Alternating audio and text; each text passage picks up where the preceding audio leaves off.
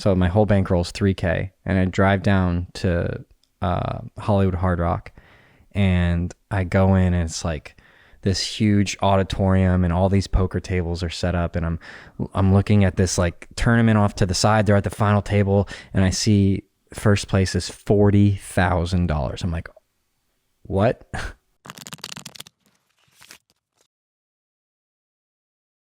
I shot my first vlog yesterday with Brandon. Yes. And we had a conversation where, because we were talking about Bitcoin and how it's surging again. He bought fake IDs with Bitcoin back in the day. Oh, and dude, he's regretted his life ever since. So many people did that. How many fake IDs did you buy? We bought like $200 worth of fake IDs, and it was like just barely over 2 Bitcoins or something. I mean, this was a while ago. I just remember it was like, we were like, yeah, I guess if this is what we have to do. And then I remember years later, we were all like, that sucks. Wow. Yeah. I mean, dude, that's how these things kind of all get started, right? Is like, when I was at UVM, my sophomore year, there was a pretty sketchy guy that lived on the corner of our building. I shouldn't say he's a sketchy guy. He was a nice guy, but we went shooting guns and stuff. And he was big into the Silk Road. That was his big thing. Into drugs. 2013 Silk Road. He was buying mushrooms and Xanax off of the dark web. And he was like, yeah, man, I'm buying this thing. You know, if you want to get in on some mushrooms or some weed, just let me know. And I'm like, what does the process look like? And he goes, well, we have to buy this thing called Bitcoin. And you buy the Bitcoin, and then you can go online and use it to buy this thing. And I looked it up, and we did this.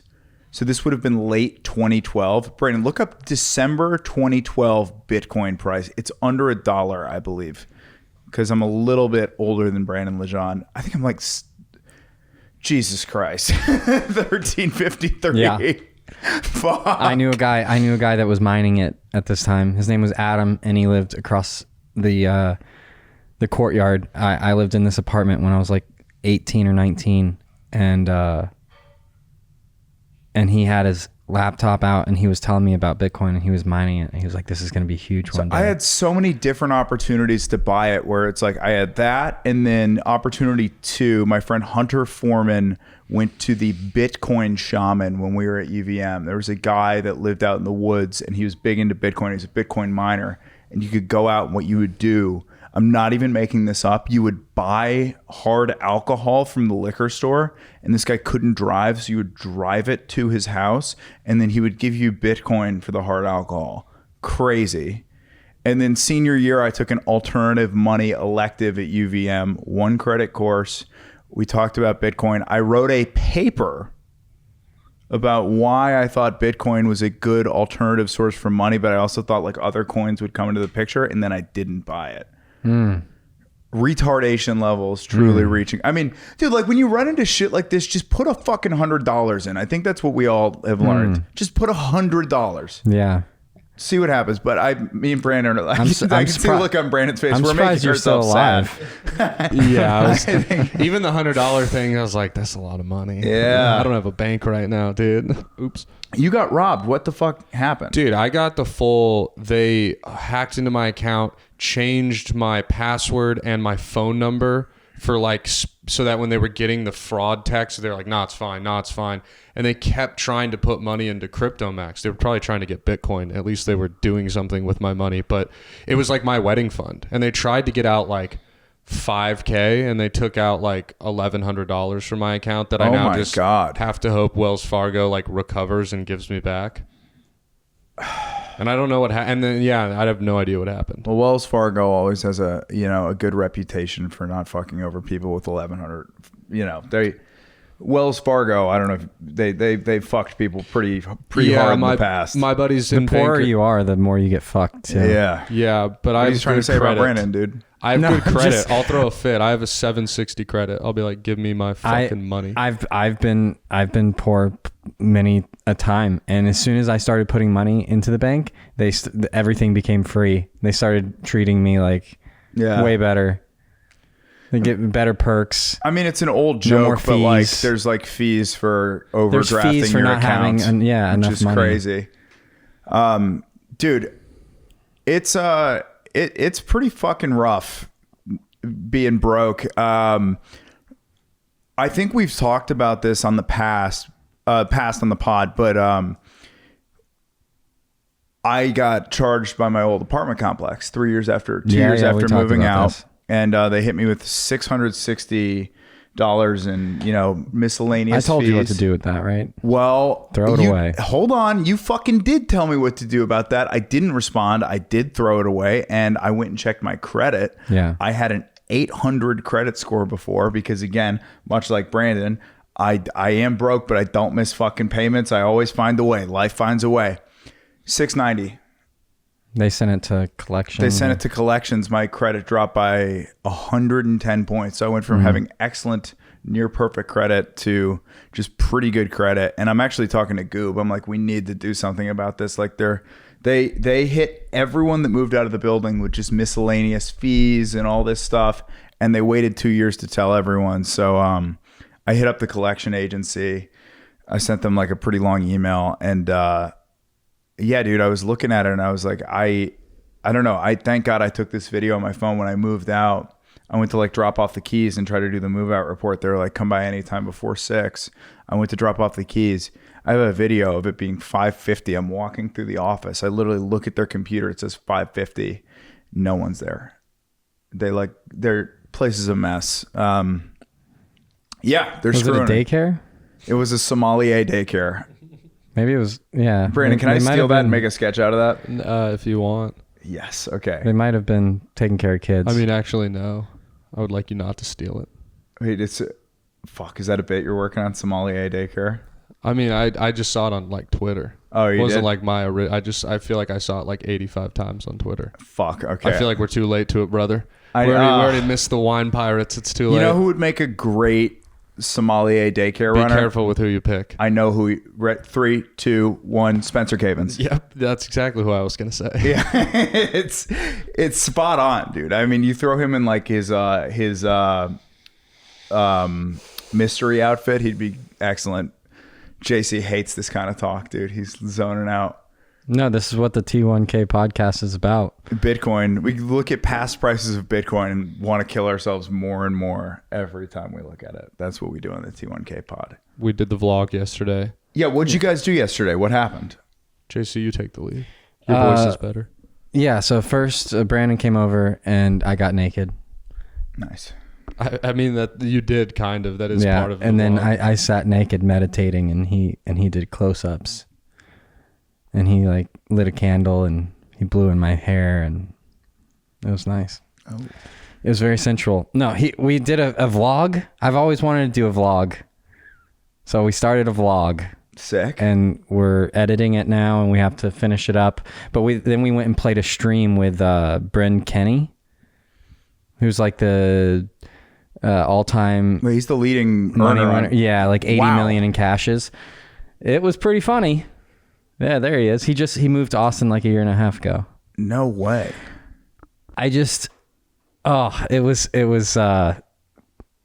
so he gets to the stream late, super late. He's really, a social, nice guy, introduces himself, shakes all the hands. He's really talkative in the beginning, and then he starts losing hands.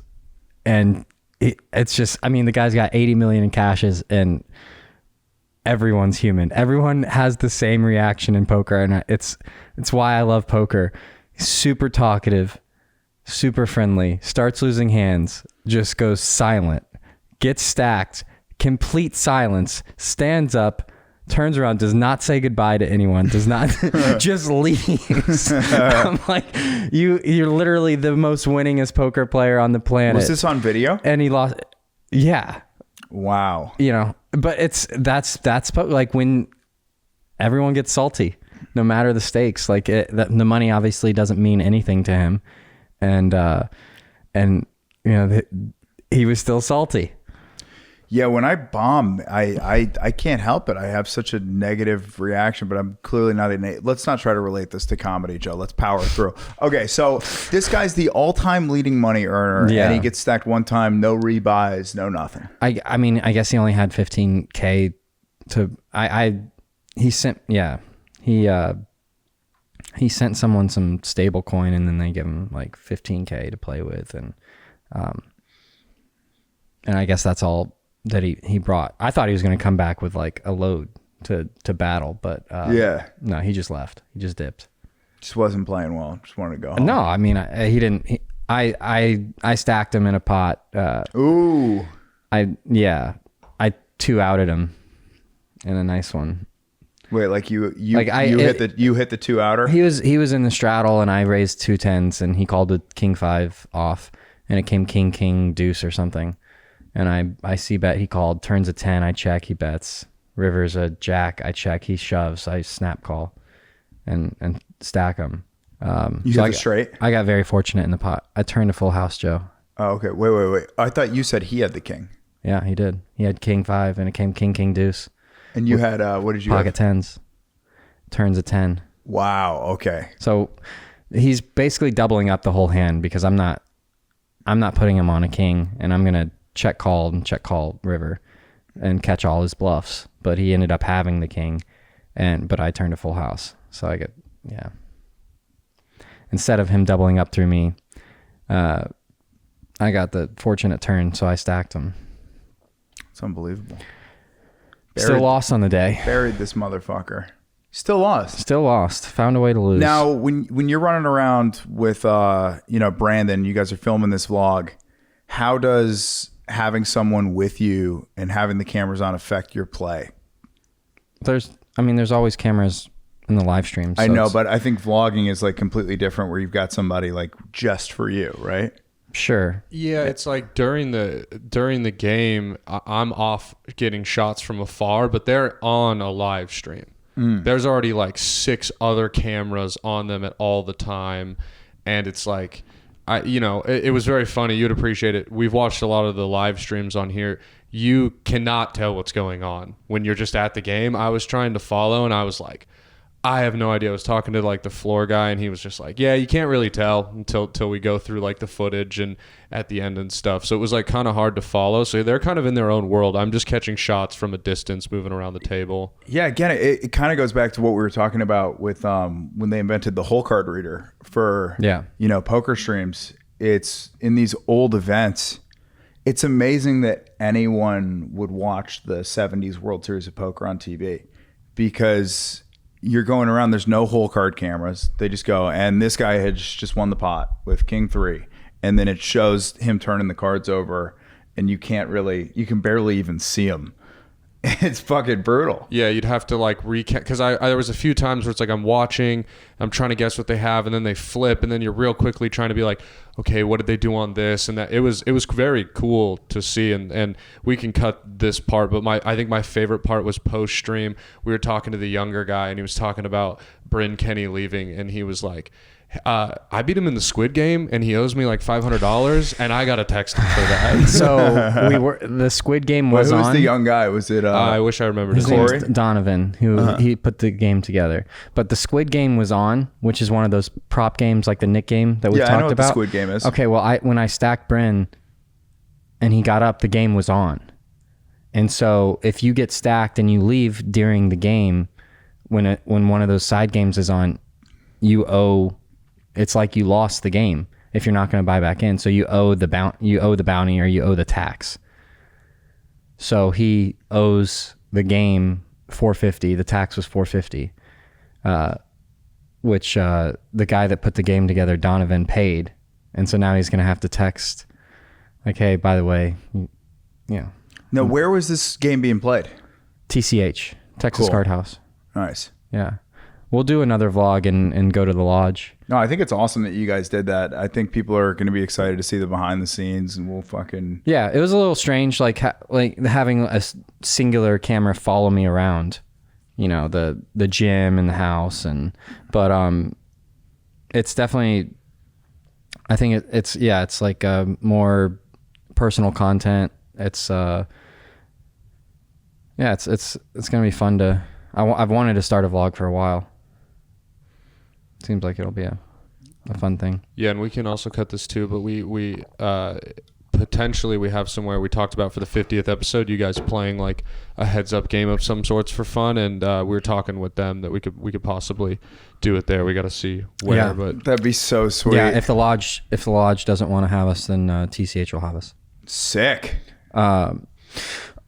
Questions? Do we have questions? Do we have Sure. videos? Dude, so I was looking at biggest on-stream losers, like who's lost the most money. Okay. As of like 6 months ago. Tan Xuan, who I guess is actually like a really... Who? This guy right here, Tan Xuan. Ah. Really solid player. Like lifetime he's up. He just, I guess, had like a bad year at some point. Okay. This is a super interesting hand because this guy, how do you pronounce bad? Is it Badkowski? Sure. I'm not gonna. You familiar with this guy? Yeah, I Yeah. am. I partied with him in Vegas. Dude, he's a top 5 all-time earner, I guess. Yeah, And he's real good. How was partying with him? Was it a It good was time? fun. He was cool. Yeah, we drank. We got put at the same table at Excess one summer. Through I guess we had mutual friends, and I knew who he was. He's obviously one of the biggest crushers in the world, and so we just started drinking and hanging out. And yeah, he's super down to earth, really fun guy to hang out with, and an absolute killer. Hell yeah, dude. Well, okay, so for those of you listening, Tan Xuan is under the gun with pocket aces. He straddles the 8K. Paul Foe, pocket fours, under the gun +1. And then Bodkowski raises to 48K on the cutoff. Yeah, in the cutoff. You know, man, I felt like I was doing so good with the terminology. I don't really think there's any need to correct me right there on that one. Joe's fucking dialed in today. 5 cards, 6 cards, worst case. It's gonna make it 110,000. This is really small. Extend it for 2 more hours. All right, so Tan Xuan raises to 110K.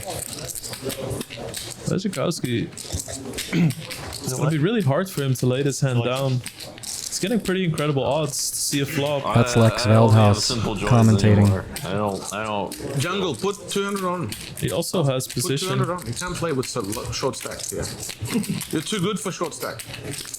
By the way, Tony G just does not shut the fuck up for this entire He hand.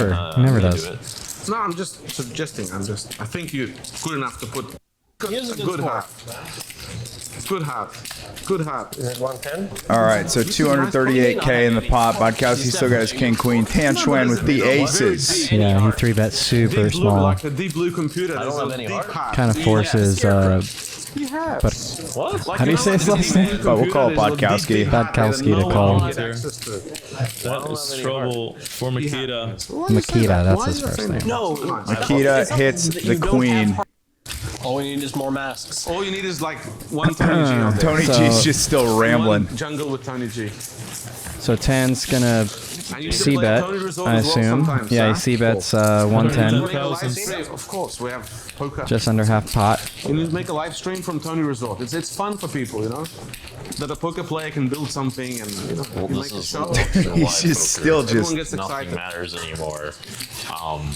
It's all. There's your boy Jungle Man. feel Yeah, the cards. this is a few years ago, I think. Yeah, it's 6 years ago. Okay. And you feel the power. By the way, just the ultimate, just like fucking rich guy high stakes shit. They got the James Completely different Bond conversation. card chips, and then they got the wine The glasses plaques. and everything. Got chips. Yeah. Makita calls the flop at almost feels good. 458,000 You lose euros more in the now. middle.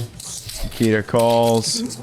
You can win more. Think positive. That puts him in more trouble, Win more. but also gives him more Play to win. outs. Serious? No, but should I? Are you? I think you should. Yeah, I am. What are you reading? Like the theory of relativity. I like this. to They have a start shot with, clock and then you on, can read, like, the in a cash meaning of game. Little things and big things. 250,000 And euros. so Yeah, you it's can have just- big answers to small questions or small answers to big questions. He is committed Sounds himself. interesting. Yeah, my hand is And you too don't have to good. worry about anything after you read. Tanchuan's got 68% equity with pocket aces.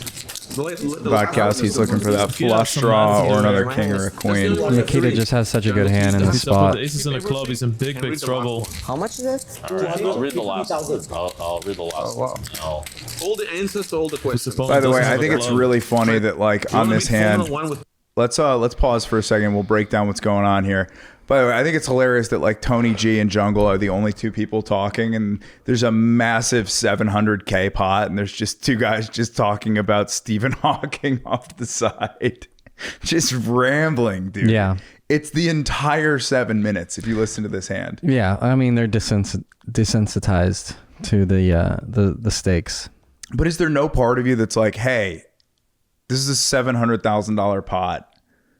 Maybe we should just like quiet down, let these guys play. Yeah, especially when you first start playing games this size. But like if this is his standard game, yeah, and the standard stakes, then it's just like another day for him. Mm-hmm. And he's just it's not going to be like, oh, we should all be quiet. But yeah, when I played high stakes in Austin, when the pot gets pretty intense, everyone kind of quiets down. But Tony G's always talking. Tony G's just he never stops. I mean, it's hilarious. There's literally at one point there's $500,000 in the pot, and he's doing a red wine cheers over the pot with Jungle Man. Like these guys literally could give a fuck. Yeah. Do people ever take that as disrespect that somebody's deciding to just kind of talk over a massive hand like that? They could. But yeah, I don't think any of them are perceiving Tony being disrespectful in the spot. Got it. But yeah, it sounds like Makita's calling. Let's let it rip. That's what you gotta go for. Well, not just calling. He's gonna have to put it all in because I think he's got like 350K. So there's no just calling. It's either fold or all in. Big decision here. Tan Xuan, pocket aces. He's bet 250K. It's effectively all in. Yeah. Makita goes all in. 353 snap call from Tan. 1.16 million euros in the pot. They're gonna run it twice. Twice? One time, gamble. Gamble. Just don't deal, please. Don't deal, please. Did you catch that gamble in there? Gamble. One time. Tony wants to see blood. Then deciding on once or twice. You have to make the process suffer. One time. 2 times. It's so hard when push comes to shove and there's so much money in the middle. Why? What's the point of gamble then? Why you played so big? How do I don't understand. how do I say? I can't understand it. I'm not. Chinese? All right, watch this. Bang. One for Makita. One time will be painful.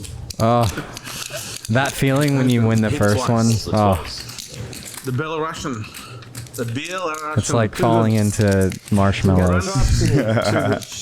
But All right, here's run 2. you qualified. The man you qualified. We just lost one of the deuces. Here it comes. Bang. Oh, what? Also, a club. Makita gets it twice. Scooper. Tan Scooper. Also a club. Makita gets Bam. it twice. Now that Running Tan incredibly Xuan's just Oh, big pots. puke in your mouth. that's gotta suck. Puke in your mouth. Just run it twice to just lose a quick 1.1 mil. Also, fuck that editor for Yeah. putting the YouTube selected video up over the final hand reveal. Fuck you for that. Yeah. Brandon just got absolutely dicked on the edit. Yeah, dude. I mean, yeah, it's fine. I'll leave it in so they know what we're talking about. But that was crazy to do that. By the way, Brandon, I didn't even. The new cut looks fucking great. Dude. Oh, thank you, The dude. layers, buddy. He's looking I got good. new shampoo. They can't see me. I'll put a cute little Put a- selfie put in a right picture here. in I'll there, put dude. Yeah. Please put a I'll selfie timestamp in. a selfie in there. Dude, yeah, I mean, it is really funny when you're playing and they're saying, do you want to run it once or twice? And then everybody's got to figure out how to tell you that in Chinese, and one guy just yells, gamble. Yeah. I think that's great. Gamble is my all-time favorite. Just what is that clip from with the where the guy pushes all the chips in and the other guy goes, WSOP, wow, the quad aces versus the royal. Gamble. Yeah.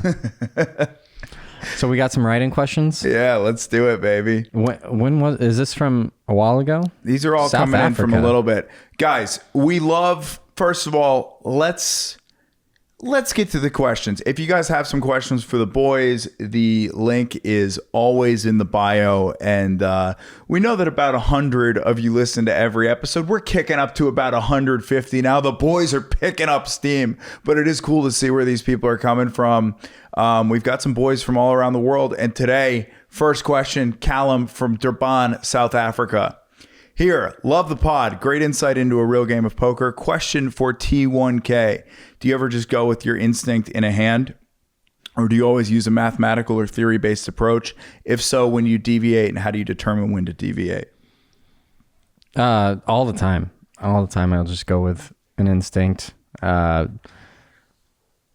been playing for many, many years, and there was a lot of years of working on theory and working on, opening ranges and what range of hands to play in what position, and lots of studying and talking the game out. But yeah, typically now when I play, it's the instincts are mainly what I go off of, but the theory is built in there. So, opening ranges, but a lot of it's like player table dependent, game flow, how everyone else is playing. Is it a lot of like the unconscious competence that you were talking about earlier? Yeah, but I mean, I go with instinct all the time. That's mainly what I go with when I have a decision. When it's like the pressure point of the hand, whether it's like an all in pre or all in on the flop or turn or river, or I'm facing a big river bet. I think I was told by someone I really respect in the game that the best have a way to simplify the game and make it and reduce the game down to like, I think that this is what they're doing. I think that they don't have this here and they have this type of hand here. The game can get like way too complicated and way too much input if you're really trying to focus on playing perfectly and the mathematics of the hand and the theory baselines, and like it's I think you perform better when you simplify the game. But yeah, the theory and the studying is all done throughout the years before you play. But yeah, go on instinct all the time. Yeah. You're not like cramming being like, what are the exact? It's not like that. You're kind of, when you're facing a certain bet size, you do that math real quick. Like, do I have the odds to call on the turn here? Or like, how often do I have to be good here on the river to be profitable? And that stuff is swimming around, but you're also, going with your gut on if your opponent's, strong or weak, or how active they've been. There's other factors that go into it than just like, if I'm good here 23% of the time, I have to call, and that's a part of it, but it's not all of it. It makes sense. And I think this kind of folds into Craig's question. So, like I said, if you don't mind just scrolling down just a little bit, Brandon, it is cool to see questions coming in from all over the globe, but it's also pretty dope when we get one from our boy right down the road. Shout out Craig Fergola. Craig lives less than a mile from me. Do you ever just go with your gut in a hand? Like, to hell with the math, I just don't believe you. Yeah, I mean, the math is extremely important in poker. If you want to be profitable, you need to understand the math. But if someone is completely full of shit and playing way too many spots aggressively and is way out of bounds, then you kind of have to go out of bounds with them and battle. And so that might end up looking like you're putting in way too much money with marginal hands, but like they're playing so off a baseline that it allows you to venture out there too. Yeah, I mean, I think that that hand with Doug and Keating that we broke down a few weeks ago is like a really good example of this. Where it's just like it's such It's a so far out of bounds. so far out of bounds, but like the context and the read from the table and like what people have been doing in the past in that game, is such important context that it almost breaks the GTO wizard that would be at the table. I was at the table with Doug and Terrace and some other guys. We were playing a high stakes stream, and I think the drinks were flowing, and Doug kind of opened up and gave a little insight to his inner world, and it was about strategy and how he plays, and he brought up that like if someone is getting out of line and getting out of bounds, like he feels he kind of gets the itch, or feels imbued with like, I'm gonna put them in line. Like, okay, and he tries to do that with Terrace a lot. If someone is playing really far out of bounds, he kind of feels like he's gonna put them back in line, and so that means he's going to take hands that just have no business in being in the pot, and he's going to force you to a decision, a huge decision. And when you're playing such a wide range, it's going to be really hard for you to call. Yeah. And so that's why like you'll see these certain pots, these certain hands that, you know, Doug will play 5 deuce suited or king seven. It's just it's situational poker, and it's not like, of course this hand strength has no business being in the pot. And if you look on a chart, or if you look up a GTO solver, it's like, oh, that's a fold. But when someone is getting out of line, he has the confidence and the bankroll and the knowledge to take any 2 cards and try to, you know, put that person in check. Yeah. Hunt him down a little bit. Yeah. I like that, man. Cause, people are, I think in that stream in particular, people are just playing wild. And, if I remember correctly though, Keating is the one that kind of gets him on that one, right? Yeah. Yeah. Keating is, he's one of the ultimate action players. He's just playing any 2 cards in the deck all the time. And so there is no real boundaries with Keating. He's always all over the place. Mm. It's extremely difficult to deal with. Now, if you're like a Keating type player and you're kind of playing any 2 cards in the deck, does that work to your disadvantage when you're playing with sort of like newer players and people are playing way more loose? So you've got like, you'd be better off kind of playing tight in this situation, just playing good cards? Yeah, I mean, it depends on the situation. It depends on, like, is it a private game? Like, what's your end goal? Is your end goal to build relationships and to get invited back? Is your goal to win in this? Is this an extremely important game to your bankroll? And do you is your goal just to like try to make a big score in this one game? You know, that can cause you to not play like as many fun spots and to try and be a little tighter. Yeah, that's why I go back and forth when I get invites to super high stakes games, because I don't want to take the invites or take the seats before I'm ready, and I don't want to go into like a high stakes game with guys that are completely rolled to play whatever, and then be the guy at the table that's not giving action, be the tighter guy at the table, be someone that's not like really enjoyable to play with because they're only playing like premium hands, and then it's going to be harder to like really build a rapport and like have them be excited to play with me again. Mm-hmm. And so I think it's better that I don't play super high stakes until I'm ready to play like a high VPIP and give good action. Makes sense. Yeah, I mean, and second part of the question from Craig, we got a question for Joe. Do you ever stray from your planned material and just shoot from the hip based on crowd reaction or lack thereof? Yeah, dude. I mean, I think one of the things that if you want to see me have a really bad set, it's when I come in and I've got my note card with my plan set list on it. I always have a note card in my back pocket with like things that I want to talk about on that night. And I think when I have my worst nights are the nights where I go in and I write down exactly what I want to do with my 10 minutes.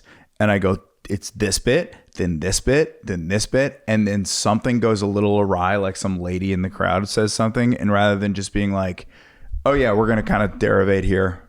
We're going to do this. I'm going to go off on this tangent for a little bit. Yeah. Oh, this is going well. So I'm just going to keep just flowing and going in that direction. I'm like, nope, it's this bit, this bit, this bit. And when it goes off the plan, I flip out. That's bad news. Yeah. Bad news bears. Yeah. Got to be loose. Got to be fucking loose. Malleable. Yeah. I mean, we ran into that. You guys were talking about the vlog the other night or that you guys shot last night. And I've completely been in that situation where we went out with Ramon and filmed the vlog the other night, and I go like, these are the bits that I want to get on camera, and this is what's going to happen. Right off the bat, 8 p.m. East Austin, about as good of a show as you can get. Some fucking drunk lady in the front is just adding on. By the way, if you want to heckle a comedian and really fucking piss them off, the easiest heckle that you can give them is to be mean as fuck, because everyone can just fire right back at you. Be like, hey, fuck you, you're a bitch. The worst heckle, just chime in, kind of agree, say something nice, because then you look like a fucking dick if you tear them apart. It sucks. What do you think, Brandon? Yeah, if they're mean, you got to rebuttal it. If you show weakness, it shows the crowd weakness. I had a weird heckler where it was like a group of 14, and you know when someone holds like the Senate majority of the room, it's fucking hard to take over. So like, Yeah. they were being a little talkative, and we were kind of all powering through it as professionals, and then someone else in the crowd stood up and goes, hey bitch, shut the fuck up. And then I was like, well, I got to take this guy's side because he's in the right and he's on my side technically. And then I couldn't defeat the Senate majority, and it kind of ruined the room. That would be a funny like little part to be like, hey, thank you. You're right. Yeah, you're right, but please stop. There's more of them. We're gonna lose. There's but I two got of us. this. Yeah. Yeah, going to war against 14 is so fucking tough too. It's a great piece of Bill Burr advice that I saw where he's talking about hecklers, and he goes, there's like two ways to make sure that you lose. And one is to get legitimately upset.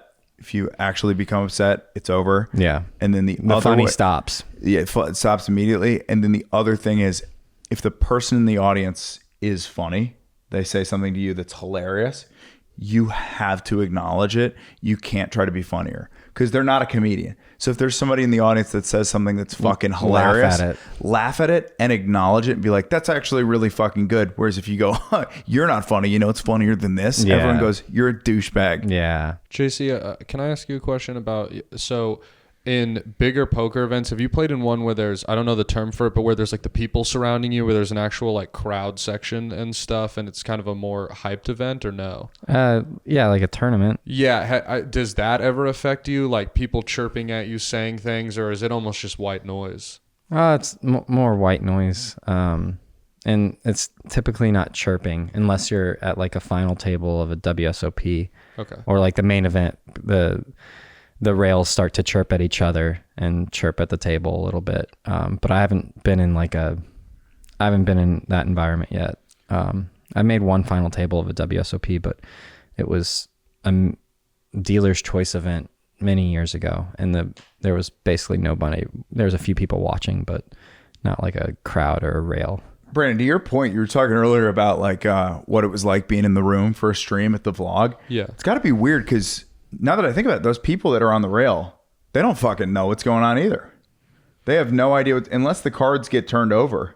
They're all just kind of sitting there just being like, all right, this is how big the stacks are. This is what's on the board. These are the bets, and that's all the information. It's just exciting to see that amount of money on a table. Oh, yeah. Yeah, like I know that because I lived that experience of traveling, going to tournaments. I remember vividly going to South Florida with like $3,000 and that's all that money I had to my name. So my whole bankroll is $3K, and I drive down to Hollywood Hard Rock, and I go in, and it's like this huge auditorium, and all these poker tables are set up, and I'm looking at this like tournament off to the side. They're at the final table, and I see first place is $40,000. I'm like, what? Like they're playing for 40 grand right now. Now you punt that in a weekend. And I'm like looking around the table, and I'm looking at all their faces, and I'm like, oh my God, they're like, one of them's about to be so rich. One of them's going to win that 40K. And then going into the cash game room and, sitting down at 1.3 or 2.5, buying in for $500, which is, it's insane to buy in for 500 when all you have is 3K. And then walking in the back to the high stakes room and just looking in at the 5, 10, and 10 and a quarter, and seeing the black chips, which are 100, and seeing some people have $500 chips and some 1K chips. And then I look over to the right, and even higher stakes game is going on with $5,000 chips. It's like, you just stare. You're like, wait, what? Like that guy's got 60,000 in front of him. Like, that's crazy. And I'm there with 3K in my pocket, playing at the table with the red chips, the $5 chips. And I'm nervous as hell to play those stakes. Yeah. So I've been at every level and always been looking up. And like now you're looking up is like the game that we just saw where it's the $1.1 million. Yeah, pot. and now and the red wine cheers. Yeah, I mean now it's I've just played a couple games where there's 25K chips, and I think the most I've had is like 4 or 5 of them. But that's still kind of in the middle of those sessions I kind of like trip out a little bit, like, wow, this is crazy. Yeah. We out here, baby. Yeah. I thought the environment of yesterday's stream was very fun, though. Did you explain the premise of the game on this episode yet? No? How it started with like the 25 cent and grew. Oh, yeah. That's such a cool So story. what happened? Yeah. Well, the kid that put the game together is a college kid in town, and he has a bunch of college friends, and they all study poker and they play 24/7. They're all obsessed with poker, like I was back. I'm still obsessed with it, but they are complete poker addicts, and they started a private game, 25 cent, 50 cent game on campus a while back, I think last year at some point, and they're buying in for like whatever it is, $10, $10, like $50, yeah, like, and now they're playing. The first time I finally went to one of their games, they moved locations, and I kept saying, yeah, like if I have some time, but it's really hard for me to go play a really small stakes game or low stakes game, because I play all the time, and so to take a whole day and go play stakes that don't matter, it's tough, because like I would rather go play, like poker's kind of like working to me. So I've kind of not gone, and then finally the first time I'm like, yeah, I'll come play your game. I come play, and there's like $100,000 on the table, and these college kids are treating money like it's growing on trees, and I'm like, what in the hell is going on? Yeah. Like, the kid's got like a Patek Philippe watch on, and he's like, oh yeah, someone like used it as collateral. And I'm like, I thought you ran a 25 cent, 50 cent game. Like, what is this? Yeah. Like, everyone's stacked. So what the fuck happened? And he's like, oh yeah, the game got bigger. Like, the game just exploded. And I mean, there's a lot of rich kids in Austin, I guess. Like, there's a lot of money here.